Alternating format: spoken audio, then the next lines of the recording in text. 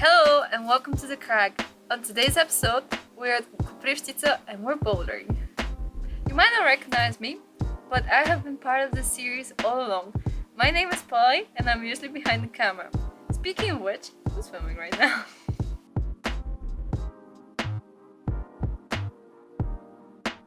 The reason why I'm presenting today is because I love bouldering and I'm going to show you one of my favorite locations to go bouldering in Bulgaria. The rocks here fall under the name of Koprivshtitsa. This crag is situated in an oak forest and contains a large boulder field. Some of the boulders are in the guidebook, but many of them are not, which means there's a lot of room for first ascents. To get to the crag, I suggest going by car. There is no public transport to here, and traffic on these roads is quite sparse, which means hitchhiking will be very difficult. Use the coordinates from the online guidebook. The parking is very easy to find, it's just off the road. Park your car and then walk down the road towards Strelcha. You're going to see a sign in the gazebo. This is where the path starts to different sectors. The crag has 7 established sectors with much room for further development. The grades go from Fund 4 to 7B.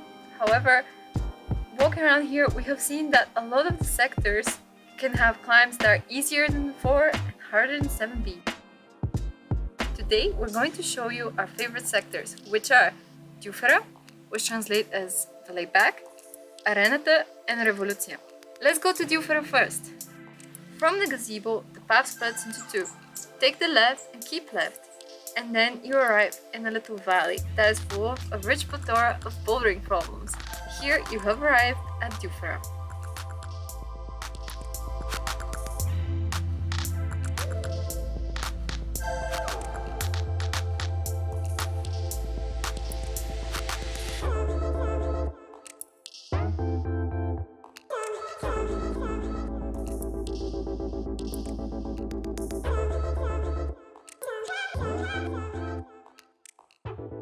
If you want to go to the arena, you're going to pass through Revoluția as well. Where the path split up for Dufera, take the right path, keep walking and you see a big boulder in the middle of the path. Take the right and keep walking. On the right hand side, look out for this type of rock. This is part of Revoluția. Follow the path, it is marked with white and green paint. Keep walking down, and on your right you see the signature boulders that you have seen on the picture of the online guidebook, where we are now. Срещнахме се днес с Алекс, който катери тук. Здравей, Алекс, как си? Много добре. Много добре време за катерене. Какво катериш днес? Някакви седмици опитвам се. Как ти се струва скалата? Интересна, много здрава, много сериозни трудни маршрути и само за любители на монбор. Имаш ли полезни съвети за някой, който идва тук за пръв път? И сигурност да вземате. И да се подготвят за много така кожа изтрита. Ами благодаря ти, Алекс, приятно катерене и така.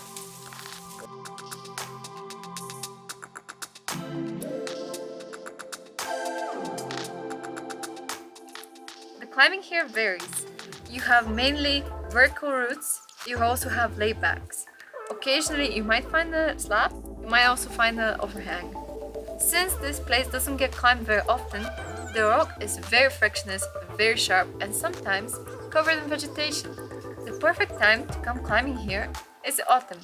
It could be too hot during the summer, too unpredictable during the spring, and too cold in the winter.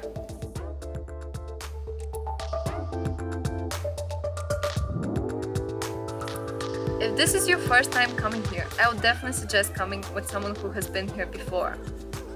There is some loose rock, and it's important to have someone with you who is experienced enough to distinguish what is a climbable route and what is just. Another thing is that the rock is quite frictionless and it will destroy your skin. So keep that in mind, climb with fresh skin on your fingers and don't plan to do too many routes because you might fail to do so. If you're planning to climb here, definitely bring a crash pad, even 2, a climbing brush, a steel brush to clean up the vegetation, climbing tape for your fingers, and food for the stray animals. One thing to watch out for when coming here is that there are quite a lot of shy animals. There are wolves, there are cows, but there's also cats and dogs. The main thing about the cats and dogs is that they can look very intimidating, but they're actually quite friendly. If you do not like animals, you can keep your distance, they will not disturb you, they're very nice. When coming here, you should know that the nearest shop is located 12 kilometers away in the town of Strelcham. There, you will find everything you need. I suggest bringing your own food when coming here. And there's also the opportunity to camp. There's quite a lot of camping benches, developed fire pits that you can use. If you decide that you want to camp here, there's plenty of places to pitch your tent, even flat ground that is in the shade. It will be a lovely camping experience.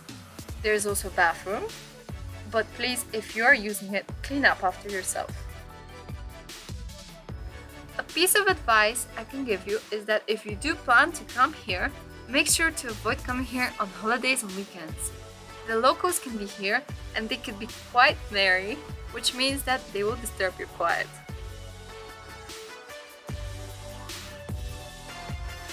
On behalf of the Crag team, I just wanted to say that we are committed to reducing our footprint at climbing crags.